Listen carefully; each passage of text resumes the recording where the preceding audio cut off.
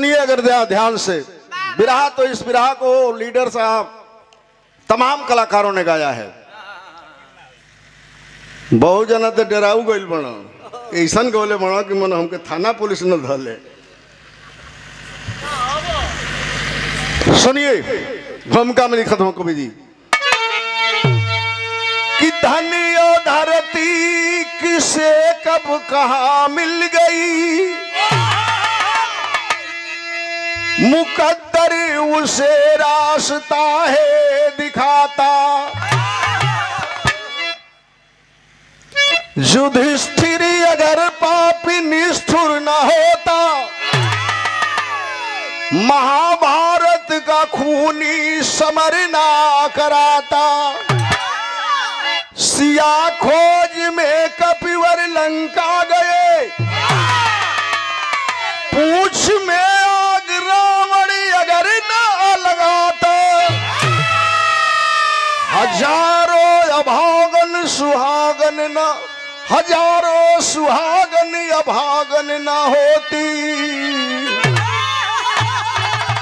बजरंगी लंका कभी ना जलाता।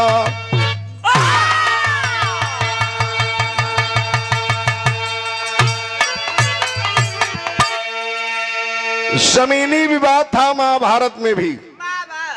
5 गांव पांडवों को दुर्योधन ने नहीं दिया। खूनी संग्राम हुआ महाभारत की लड़ाई में। तमाम योद्धा मारे गए, तमाम वीर मारे गए, खून की नदी बह चली। सीता के खोज में गए थे, लिखा है शास्त्र, ये रामायण बताता है। सीता के खोज में हनुमान जी लंका गए, फल फूल खाए, थोड़ी बगीचा उगीचा उखाड़ पुखाड़ देला, बांध के मेघनाथ ले गई, रावण का लेकर पोछी में आग लगा दा। जब पोछ जरे लगल तो हनुमान जी लंके जरा दिला। तो गलती जब पहले तू करबा तो ओकर परिणाम भोगे के पड़ी। बिरहा में एक वाली बा, कौन को वाली बा?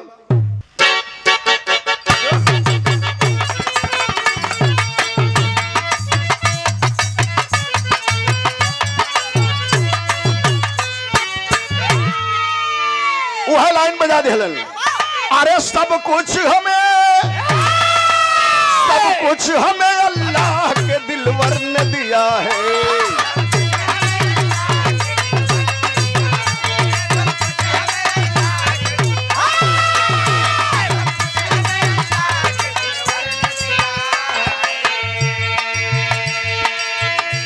सब कुछ हमें अल्लाह के दिलवर ने दिया है।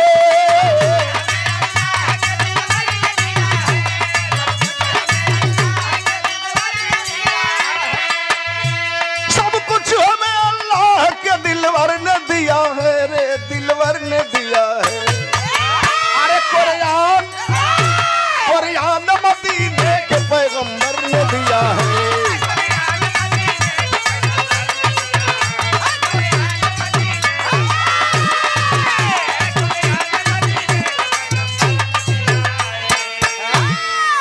बिरहा के लाइन में कवि जी लिखत हवन, इस जमाना चाहता केकर लूट लें केकर पाट लें। बिरहा के लाइन में लिखा था, गौर करिए लोग, कि लालच में इंसान को अभिमान होता है।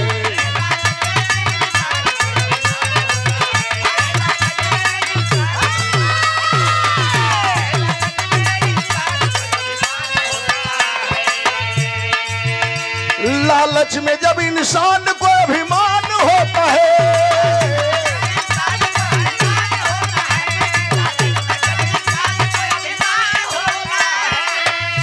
लालच में जब इंसान को अभिमान होता है रे, अभिमान होता है, तो मानवता कांप जाए वो परिणाम होता है।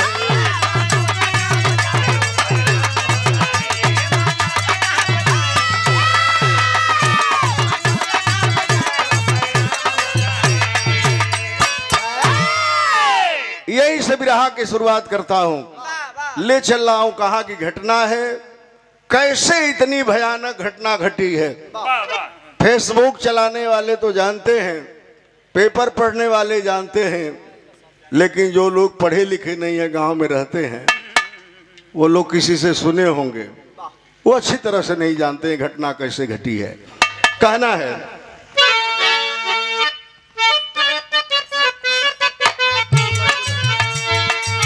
प्रांत यूपी में अजब जिला देवरिया है। प्रेमचंद यादव का फतेहपुर में बखरिया है।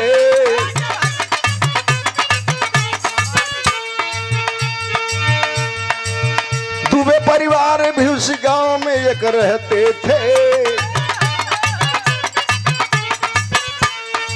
उन्हीं के भाई ज्ञान प्रकाश दुख को सहते थे। भूख से तड़पते इन्हें प्रेम के भवनवा हो। कहले बाबा हमके राखिला शरणवा हो। फतेहपुर देवरिया में फतेहपुर ग्राम सभा में रहे वाला प्रेमचंद यादव जो होश संभाला, तब से जैसे हमारे लीडर ओम प्रकाश भाई समाज सेवा करते हैं, वैसे समाज सेवा में जुट गया। और समाज सेवा हर बिरादरी का इतना किया कि गांव के लोगों ने उसे 2 बार प्रधान बनाया। तीसरी बार जिला पंचायत लड़ा। प्रेमचंद यादव अपनी लोकप्रियता पर जिला पंचायत भी जीत गया। धीरे धीरे बाबू बड़ा बढ़िया व्यवस्था गांव का चलत रहल। फेसबुक पर देखले हुए लोग गांव के लोगन से, मेहरारून से, मर्दन से, हर जात से लोग पूछा था कि प्रेमचंद कैसा आदमी है। तो हर लोग यही कह रहे हैं कि वैसा आदमी भगवान तो शायद इस दुनिया में नहीं मिलेगा। केहू का मरनी जीनी हो जा, अपन ट्रैक्टर टाली रुपया पैसा दे के हर दरवाजे पर जिसके घर कुछ पड़ता था उसमें सहयोग करने का काम करता था। वही गांव में रहना ज्ञान प्रकाश दुबे, सत्य प्रकाश दुबे का भाई। 3 भाई रहना। एगो भाई के उनको मेहरारू, उन्हों को शादी ब्याह ना रहल, कहल खेतवा लिख द। तो एक जना जो भाई रहला कहला खेतवा ना लिखब। तो सत्य प्रकाश दुबे का मेहरारू अपने भसुर के जहर दे के मार दिली। ज्ञान प्रकाश बाबा के साधु भी लोग कहे, इनहू के कोई ना रहल, शादी ब्याह ना रहल। 10-10 दिन 15-15 दिन भूखे उनके छोड़ देता। जा खइब तो जहां मन करे घूम के खा, खेतवा ना लिखब तो लिखियावल नहीं जाई। आखिर तड़पते भूख सूख से मरते ज्ञान प्रकाश बाबा चल गई ना प्रेमचंद यादव के यहाँ। कहला कि ये बाबू तो उससे बढ़िया है इस समाज में लोकप्रिय केहू नेता नहीं बा, हमके भोजन करा दो। आ भोजन मत करावा, हम रोज तोर यहाँ भोजन करब तो हर द्वार छोड़ के जाई बना। कहला प्रेमचंद यादव के रे बाबा रुआ पंडित हैं, हम यादव हैं। इतना द्वापर युग से सुदामा कृष्ण के दोस्ती से चलत आवत बा। बड़ा आप लोगों के सेवा करी न जाए। अहिर बिरादरी जितना ब्राह्मण के सेवा जो करेले कोई बिरादरी नहीं करेले। सही बात बा। तो कहला कि ठीक बा रहा 10 लोग खात न तू एगो खइबा कहाँ कभी हो जाएगी। 1 महीना 2 महीना खैला लगल कहे बाबा जी कि प्रेमचंद हमके पैसा रुपया दे के खेतवा हमारे लिखा 8 बीघा, हमारे जब कोई है नहीं खेत हम का करब। प्रेमचंद सोचल कि काहे कि इनका खेत लिखाई, काहे न चल के बात के इनकी भाई से बता दें। हो सकेला इनका भाई अपनी भाई के समझा बुझा के ले जाइए तो अपन खेत लिखवा ली हैं, अपने घरे रखी हैं। बिरहा में गीत बदल गए। कौन गीत बाबू?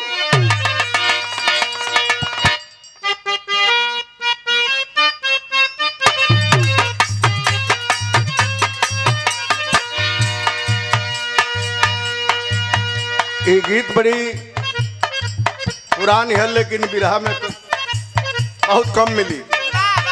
दही बेच जात हो रहली वही जमुना पार हवा हो।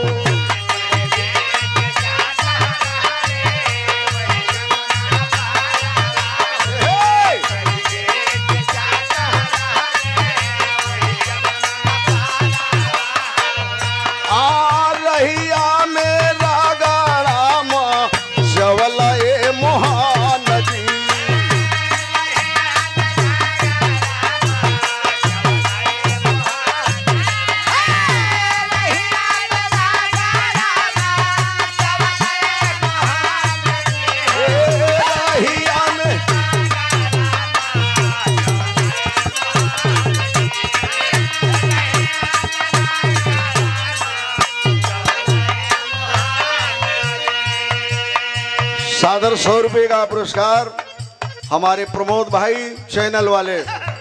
अभी बिरहा सब नहीं छोड़ दिया, सबके मोबाइल पे बजे लगी। देखा है का कहला प्रेमचंद यादव। प्रेमचंद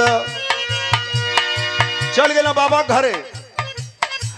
प्रेमचंद कहला जाई खेत बेचता न हो भाई।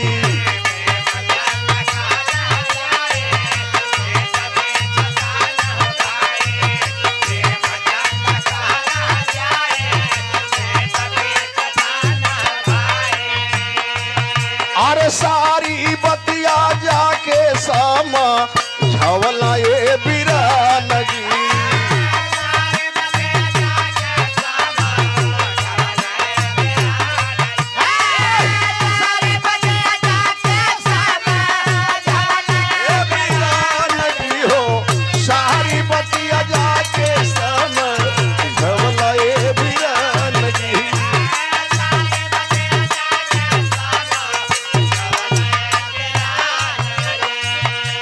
प्रेमचंद मोटरसाइकिल उठौला, घर से चल गए सतप्रकाश बाबा की डेरा घरे।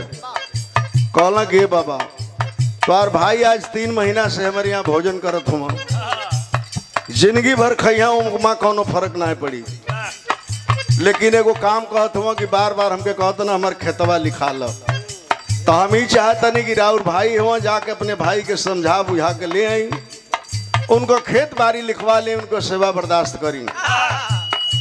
प्रेमचंद से कहला सतप्रकाश दुबे की सुना यादव जी, उनका खेत बाड़ी नहीं हमारा के कब्र चाहिए।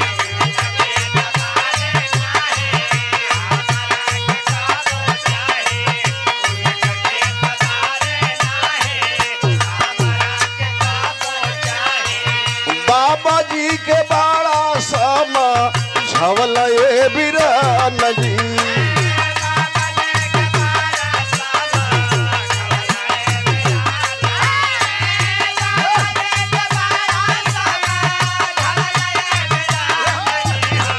बाबा जी के बाड़ा समा झवला ये बिरान।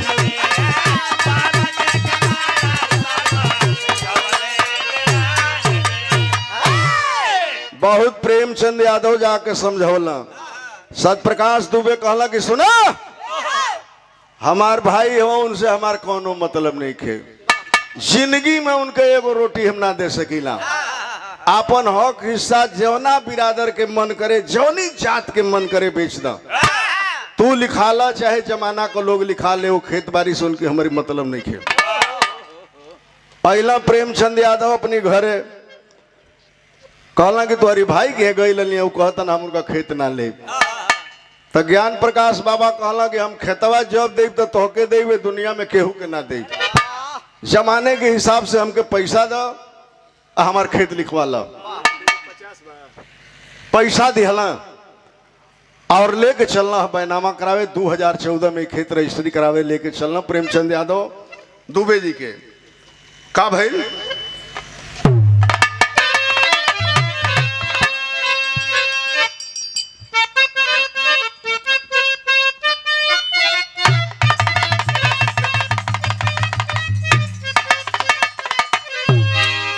माता बहन के जैन गीत बा, शादी ब्याह के अवसर पर माता बहन गावे लिए गीत के कि आपन खोरिया बहोराए फालनारा बहोराए चिनारा आई गईले दुलारूद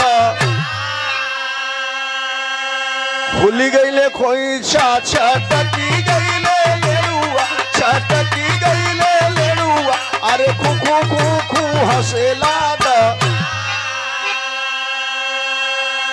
लेके गई ना प्रेमचंद यादव ज्ञान प्रकाश दुबे के तहसील में आ ले गई ना तो का भाई कि प्रेमचंद खेतावा लिखाई लिहले जाई लिखाई लिहले अरे तही ऐसे बढ़लता करा खेत रजिस्ट्री हो गई। प्रेमचंद दुबे के पता चल गई कि हमार भाई 8 बीघा खेत प्रेमचंद यादव के बैनामा क दिहलस। तब बाबा की मन में ही रहल कि उससे तिहे कह दिल आऊ तो बैनामा करोल पैसा ले चल गए गुजरात खेतवा लिखा लेला दुबे जी परेशान हो गए जाके मुकदमा दायर कर दिल कहला कि चाहे मर जाइब लेकिन भाई का खेत छोड़ब नहीं खेत हमार होके के चाहिए अबले ना लेत रहा आज जब प्रेमचंद का बैनामा हो गई तो लगला लड़े लगला डीएम के है दौरे एसपी के है दौरे तहसील में मुकदमा कैला लेखपाल अला नापी भइल प्रेमचंद का खेत जोता गई लेकिन का भइल कि कई के मुकदमा लड़न लागे डूबे लड़न लागे अरे थनले पारन बारी ठान लिया सत्य प्रकाश दुबे कि अपने भाई के जमीन पावे खातिर चाहे कौनो स्तर पर जाए परी जाए। धीरे धीरे मुकदमा लड़ते लड़ते 2023 आयल 2 अक्टूबर जहां पूरा देश अहिंसा के परम पुजारी महात्मा गांधी का जन्मदिन मना रहा था। होश सवेरे बाबू 5:30 बजे प्रेमचंद यादव की मोबाइल घनघनाई घंटी बजी उठाया और बात किया और फोन रख दिया। कपड़ा पहन के मोटरसाइकिल निकाले लगल मेहरारू कहलस कि कहाँ जाते हुए सैया जी तनी चाय तैयार है पी लो करी बात जा कुछ मेहरारू से ना बोलन का भइल बाबू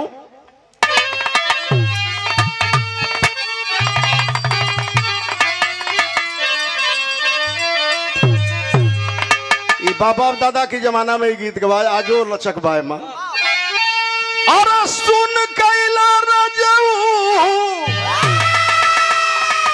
अरे सुन कैला रजऊ हई कचौड़ी गली सुन कैला रजऊ आ वही मिर्जापुर के कैला गुलजार होता चौड़ी गली सुन कैला रजऊ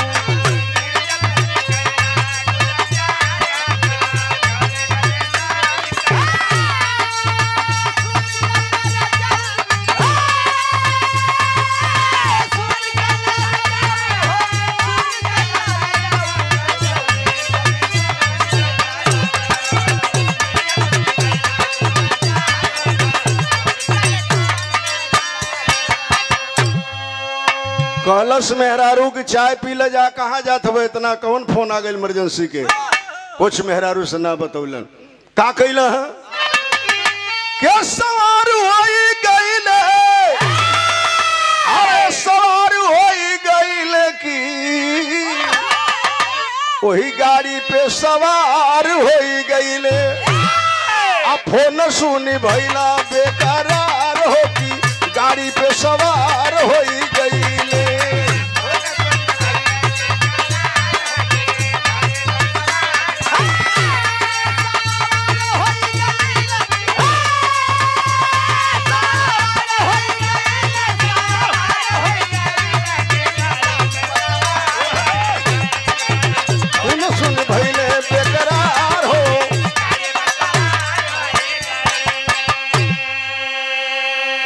जाए लगला गाड़ी स्टार्ट कर दिला मेहरारू आके खड़ा हो गई अरे चाय पी लो तो जा न कहाँ जात हुआ कहला अपनी मेहरारू से कि 10 कहले कि 10 मिनट में हम आई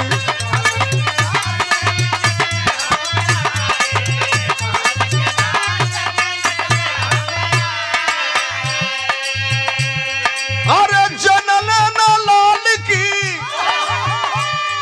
यही जहनवा से जाई लोग जनल न लाल की ये जहनवा से जाई की गाड़ी पे सवार होई गईले भइल साथे धोखावा कमार होती गाड़ी पे सवार होई गईले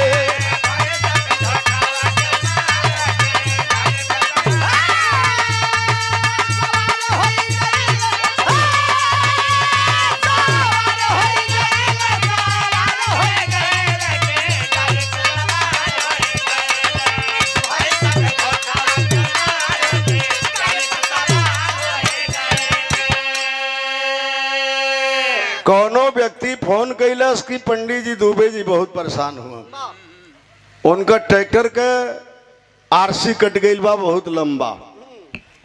कोनो मनई समझौते करे खातिर बोलौलस क्या बा इनके कुछ पैसा दिया जा, मुकदमा खत्म कर दो, बातें खत्म हो जा। गैला अपने खेत के डांड पर मोटरसाइकिल खड़ा करके बढ़ गया बगीचा के ओर के आदमी जब फोन कैलस ओकर पता नहीं बा। फिर लौट के जब प्रेमचंद अला तो देखला कि उनका मोटरसाइकिल सीधे ज्ञान प्रकाश दुबे के द्वारे खींच के केहू ले गई बा। आज जब गैला प्रेमचंद वहां बाबा जी से बातचीत होके लगल, पूरे परिवार के लोग प्लानिंग के तहत ताबड़तोड़ वार करने लगे। पीछे से कोई कुदारी के पास से मारा है, मस्तक फट गया प्रेमचंद यादव का, धरती पर गिर गया। और जब गिरा है प्रेमचंद यादव तो क्या कर रहा है,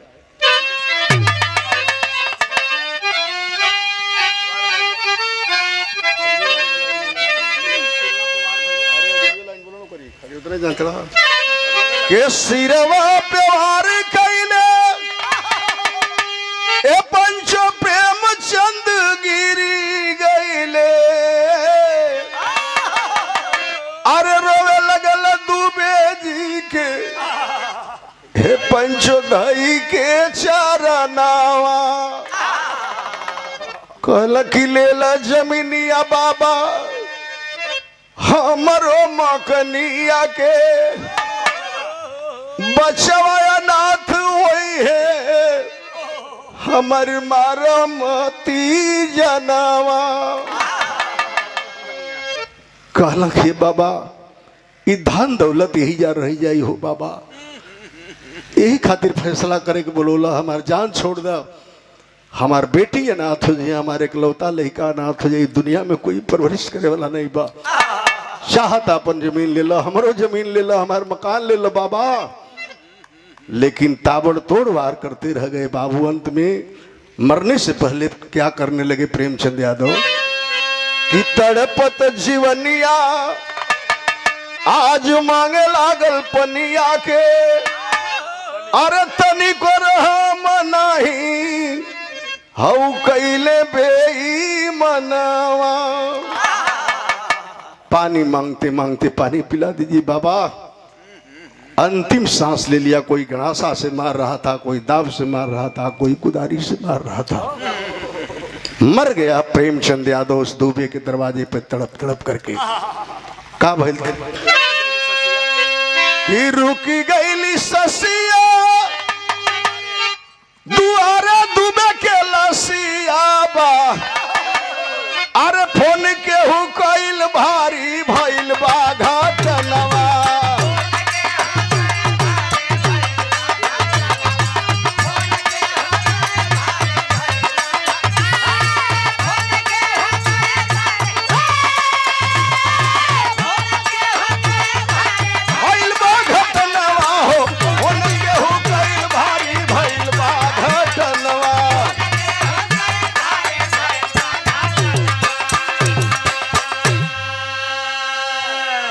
मर गया प्रेमचंद यादव, दुबे जी के दरवाजे पर लाश पड़ी है।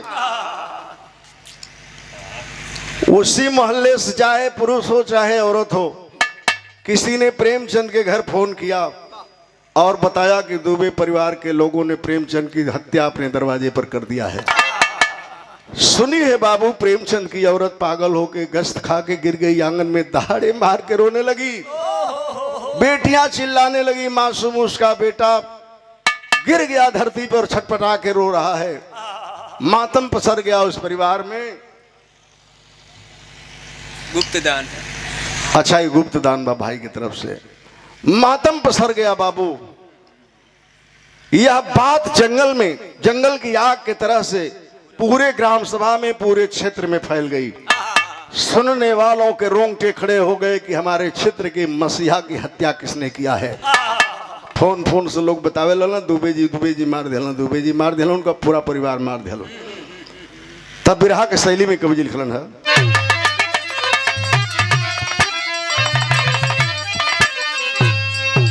अरे उजाला दिन में काला हो गई,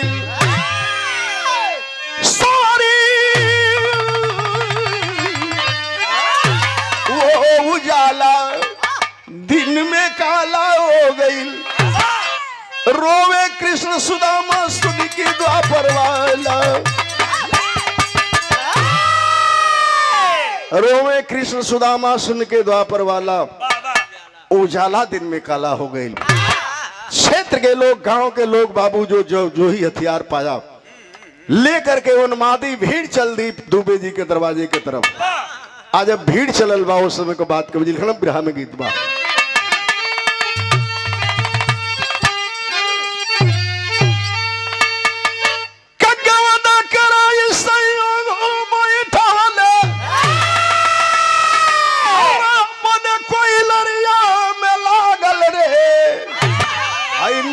मोहिया दगा देके, नीर मोहिया दगा देके भागल रे, नीर मोहिया दगा देके।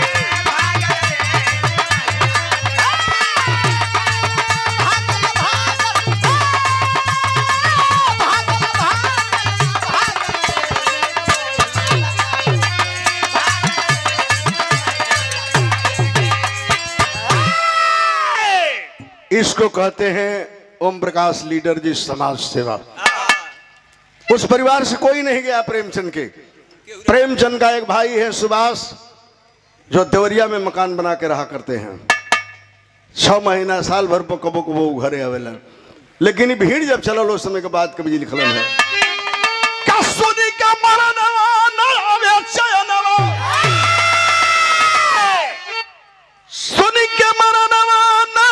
चैनवा, और समय के मन लागल रे। लोग चली दिहले, लोग चली दिहले हो करके पागल रे, लोग चली दिहले हो करके।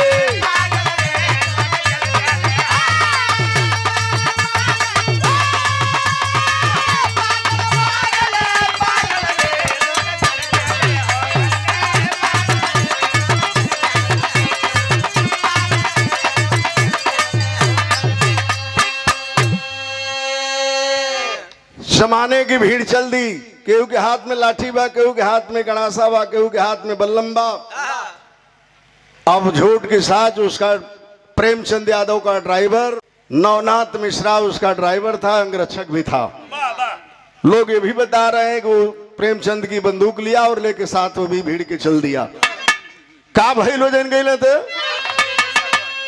कि बाबा के दुवरिया पे और भीड़ भारी गोइल, नरसंहार 5 लोगन के भाई।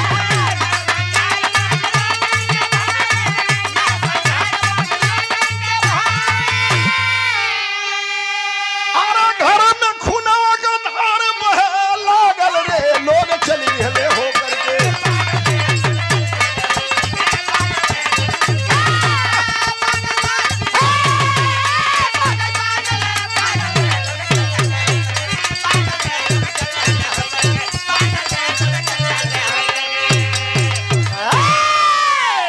पूरे परिवार में जमाने की भीड़ ने जाकर के दुबे के घर को घेर लिया और घर में घुस करके दुबे की हत्या हुई, दुबे की पत्नी की हत्या हुई, 2 बेटियों की हत्या हुई, 2 बेटों की हत्या हुई, जिसमें दुबे का एक छोटा मासूम बेटा किसी तरह से बच गया।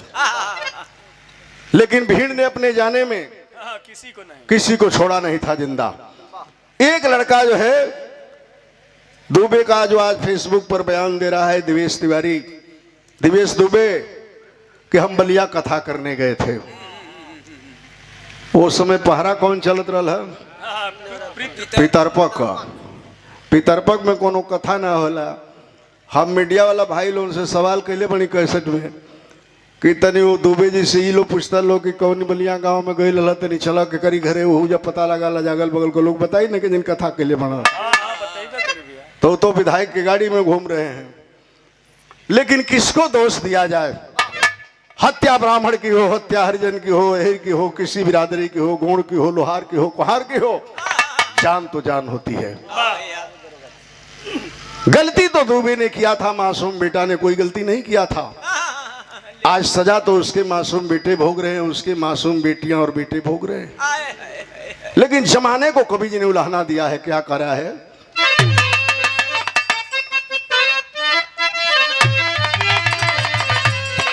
कि हमरे विधना हो, ये हमरे विधना हो, सुनल नहीं काहे करुण पुकार, हमरे विधना हो।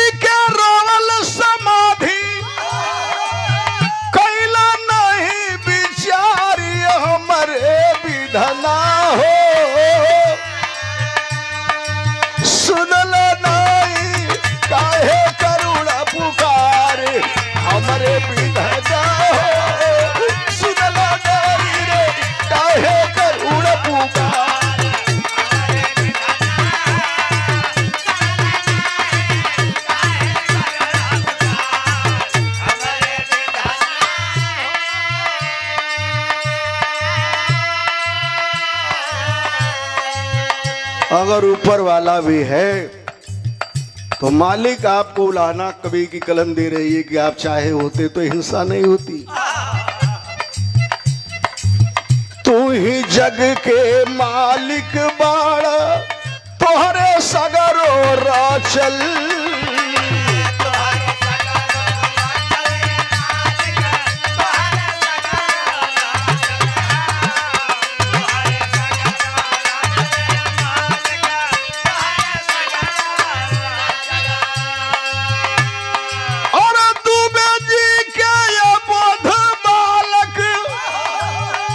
लीडर भैया कैसो कैसो बचलिए हमरे विधना हो,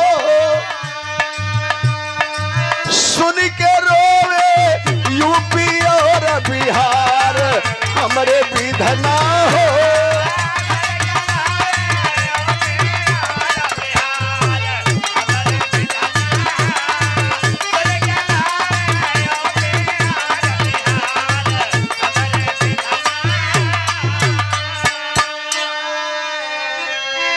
मासूम बच्चा सांस ले रहा था। 2 घंटे के बाद पुलिस प्रशासन की फोर्स गई और 6 लाशों को कब्जे में लिया। प्रेमचंद यादव की 1 लाश और 5 लाश दुबे परिवार से कब्जे में पुलिस ले लिया। वह गांव पुलिस छावनी में तब्दील हो गया। लेके प्रशासन के लोग लाशों को भग गए, पीएम हाउस चले गए। लाश तो लेके चल गए ना पीएम हाउस, पोस्टमार्टम भइल और इधर बाबू हालत खराब है प्रेमचंद यादव की पत्नी का। दरवाजे पे जो लोग हैं आए हैं समाजवादी पार्टी के, उनसे एक बात कह रही है रो रो के। क्या कह रही है?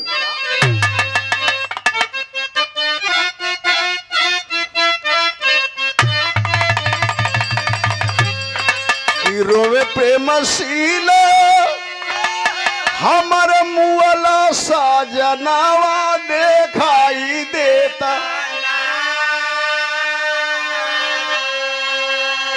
रोवे प्रेमशीला हमारी अरे मुअला साजनावा देखाई,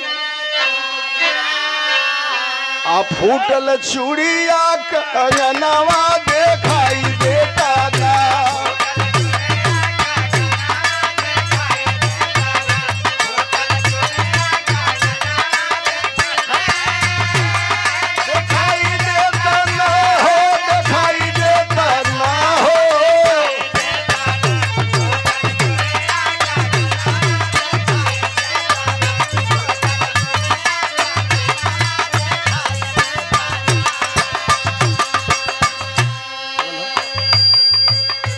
रो रही है प्रेमशीला, प्रेमचंद यादव की औरत।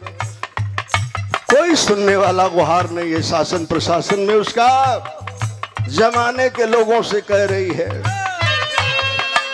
कहाँ गईला रामो अमर से मुराद हो के,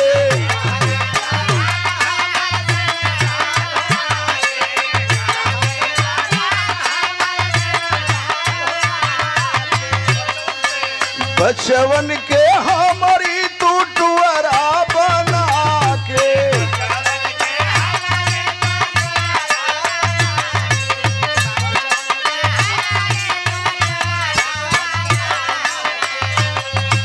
कैसे अभागिनिया तोहर करी है पालनवा दिखाई देता। कैसे अभागिनिया तोहर करी है पालनवा दिखाई। हमर मुअले सजनवा दिखाई देता ना।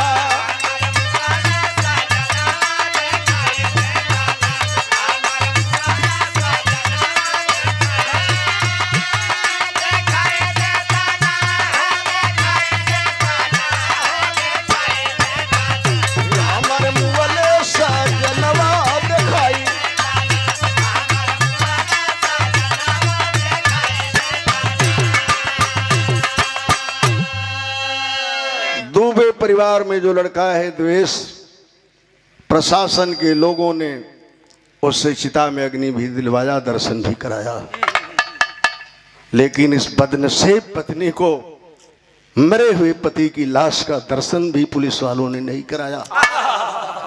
अंतिम संस्कार कब्जे में लेकर के लाश को जला दिए कर दिए।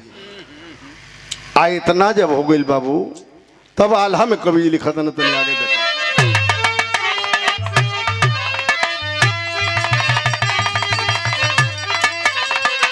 कि दोनों परिवार पे अरे पहाड़ आज गिरे गईले।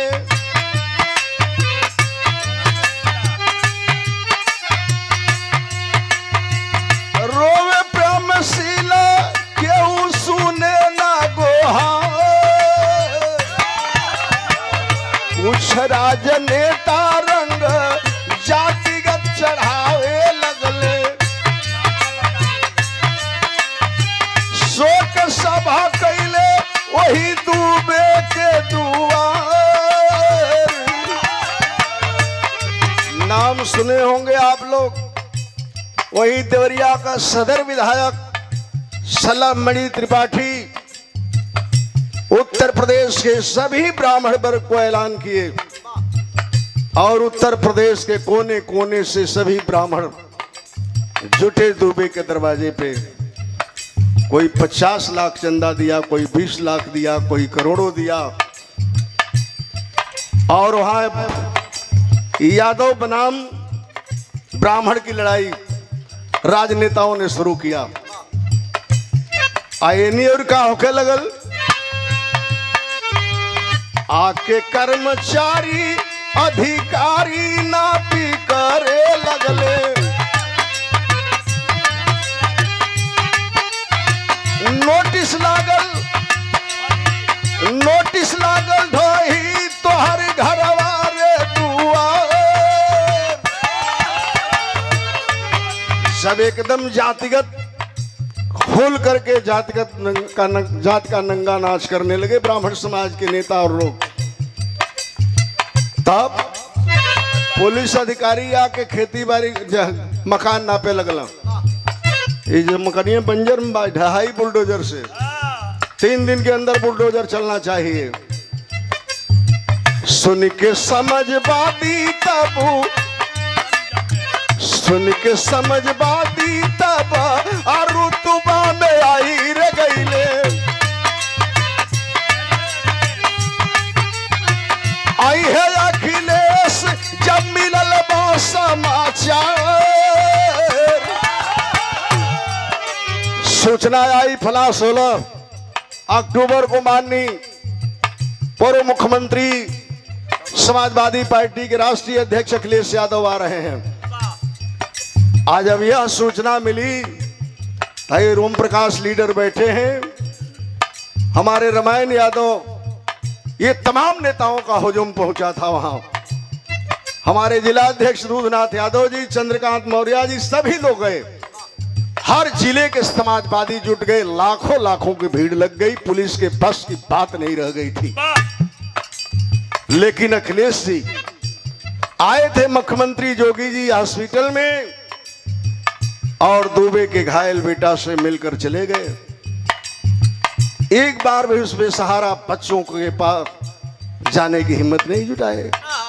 मुख्यमंत्री सबका होता है, सबके वोट से बने हैं, लेकिन बाहर अखिलेश यादव ने एक रास्ता दिखाया जिसको आज हर समाज के लोग गा रहे हैं। अइला कहाँ गइला? मन में कलेश आखी लेस लेके अइले बाबू, सबसे पहले गइले वही दूबे के दुआर। माननीय अखिलेश यादव जी का काफिला आया, सबसे पहले प्रेमचंद यादव के यहाँ नहीं गए। इसको कहते हैं धरती पुत्र का बेटा और नेता। जब ये सूचना मिली कि अखिलेश यादव दोनों परिवार से मिलेंगे, तो भाजपा के नेताओं ने चढ़ा दिया पर दुबे जी के लड़के को कि आप कह दीजिए कि हमको नहीं मिलना है अखिलेश से। और भाग गया, देवरिया चला गया, विधायक जी की गाड़ी में रहने लगा। खैर अखिलेश यादव दुबे परिवार में गए उस दरवाजे पे और फोटो लगा करके सभी आत्माओं को श्रद्धा सुमन दिए। ओकरे बाद का कैलन, वापस अइले प्रेम चंद के भवन बाबू, और रो के प्रेम शिला धैली भारी अखबार। गए माननीय अखिलेश यादव जी जब प्रेमचंद यादव के घर, उनकी बेटियां, अबोध बेटा उनका, उनकी पत्नी पकड़ के अखिलेश को जब रोने लगे, कहने लगी कि हमारा घर द्वार अब गिर जाएगा। बाप का छत तो बेटा के और बेटियों के सर से उजड़ गया, लेकिन ये भी छत अगर गिर गया तो हम लोग कहाँ जाएंगे, कहाँ अपने बच्चियों को लेकर रहेंगे, कैसे इन्हें पढ़ाऊंगी लिखाऊंगी, इनका गुजर कैसे करूंगी, मेरा आपके सिवा दुनिया में कोई नहीं है। रोने लगे माननीय अखिलेश यादव जी। उस बहन के आंसुओं को पूछते हुए एक बात कहा अखिलेश जी ने, बड़ी मार्मिक बात कहे। हमारे ओम प्रकाश भाई लीडर जी, आप समाजवादी नेता खांटी हैं, का कहलन अब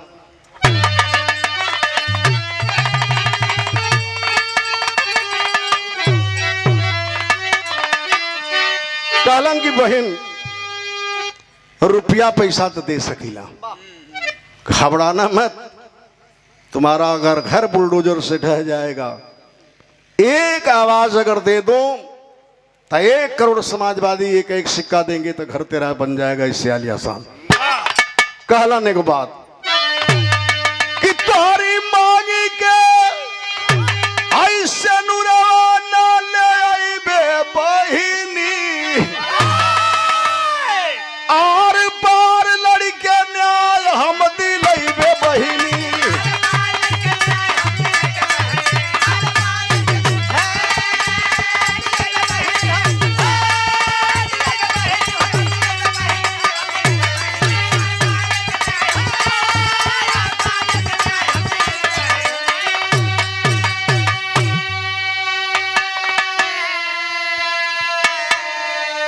कहेगी यार पार लड़ेंगे समाजवादी तेरी लड़ाई को, बहुत हो चुका बुलडोजर का खेल।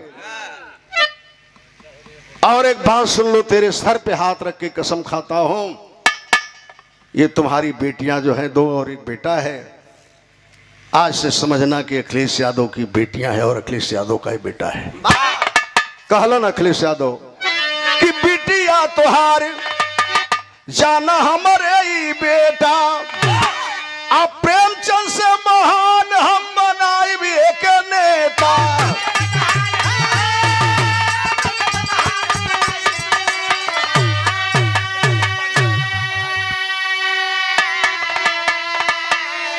अरे जितना पढ़िए इनके उतना हम पढ़ाई बे बहिनी, अब तो मांगी का सनुरवा न ले बहिनी।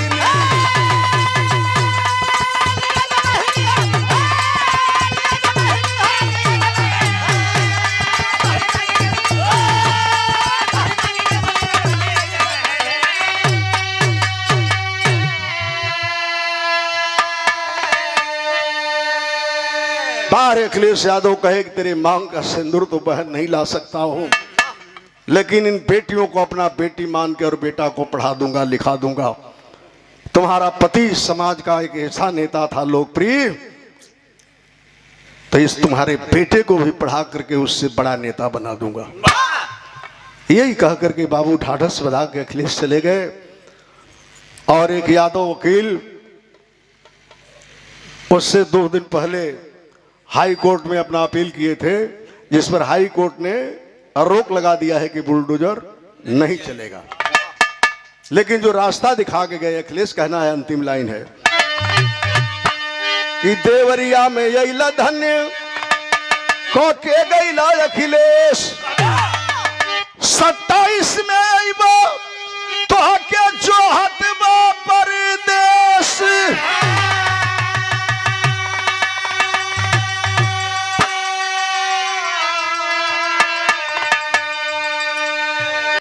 कि उजाला दिन में काला हो गईल, ए उजाला दिन में काला हो गईल, यादव राम सी है सत्य पे मरने वाला, उजाला दिन में काला।